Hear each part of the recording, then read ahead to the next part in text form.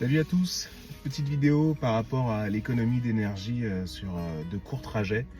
Ce matin il fait 8 degrés, je suis parti de chez moi, il faisait 7 degrés.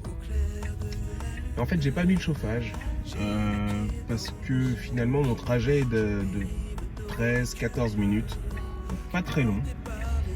Et j'ai constaté, c'est pas une grosse constatation, hein, c'est une évidence même, c'est que si vous ne mettez pas le chauffage en route, vous allez économiser forcément de l'énergie. C'est quand même pas mal d'énergie, et notamment sur des très courts trajets, vous allez économiser le fait de mettre en route la pompe à chaleur. Parce que ça prend un certain temps à se mettre en route. Bon, c'est pas un diesel, hein, on n'est pas en train de parler de chauffer un moteur diesel, mais il y a déjà bien 5 minutes avant que la pompe à chaleur délivre tout son potentiel, et mine de rien, c'est de l'énergie perdue. Donc sur un court trajet, en termes de pourcentage d'énergie, je pense que c'est une petite économie qui est pas négligeable. Donc là, mon trajet, là, je viens d'arriver au travail. Mon trajet, c'est à peu près 50% de ville, 50% de national, donc à peu près 50% à 50 km/h et 50 à 80. Et j'ai une consommation de 13 kWh au 100 km, ce qui est très correct. Et je pense que si j'avais mis la pompe à chaleur, j'aurais plutôt été vers les 15. Donc voilà comment économiser un petit peu d'énergie sur les trajets de quotidien quand c'est pas nécessaire. La seule chose que j'ai faite, c'est que j'ai mis le volant chauffant et je l'ai éteint quand il était à température. Voilà, donc j'ai gardé mon manteau, j'avais pas de raison de l'enlever sur un trajet si court.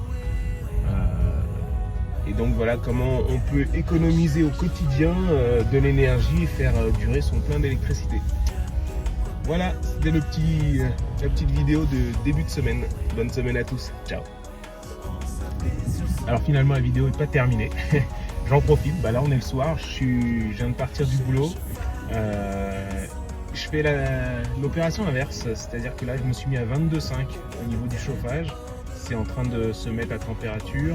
J'ai mis le siège chauffant à fond, j'ai mis le volant chauffant à fond, j'ai mis le dégivrage parce qu'il pleut, pour faire sécher la pluie sur la lunette arrière et sur les rétroviseurs. Je vous dis le résultat dans un quart d'heure. Ça va passer beaucoup plus vite pour vous, mais moi j'arrive dans un quart d'heure chez moi. Je vous dirai quelle consommation j'ai faite. Je fais exactement le même trajet inverse avec la même conduite. À tout à l'heure. Voilà, j'arrive quasiment chez moi, je suis à moins d'1 km. Consommation 16,1. Donc ça fait quand même une surconsommation d'à peu près 20%. Ce qui n'est pas négligeable, hein. Mais il faut savoir que j'ai mis le siège chauffant à fond, j'ai mis le volant chauffant à fond. 22,5, c'est une température quand même très confortable. J'ai exagéré un tout petit peu le truc pour essayer de se rendre compte de ce que ça pouvait donner, mais en plus ce qu'il faut savoir, c'est que là la consommation tient compte de la mise en chauffe de la pompe à chaleur, ce qui du coup à mesure qu'on roule a de moins en moins d'incidence, parce que après le véhicule a juste besoin de maintenir la température et non pas de réchauffer. Donc c'est vraiment au tout début, c'est pour ça que l'analogie avec un diesel elle est plutôt bonne, c'est qu'au tout début faut mettre la machine en marche et tout ça, et c'est ça qui consomme. Et c'est pour ça que je précisais que c'est sur les trajets qui sont courts, les trajets d'1 quart d'heure, ça vaut pas la peine d'activer la clim, sauf s'il fait vraiment très froid. Ce matin il faisait 8 degrés, là je reviens, il fait 11 degrés. Donc évidemment s'il fait moins 5, mettez la clim pour plus de confort. Mais là c'était juste un petit exercice pour essayer de se rendre compte de la différence de consommation.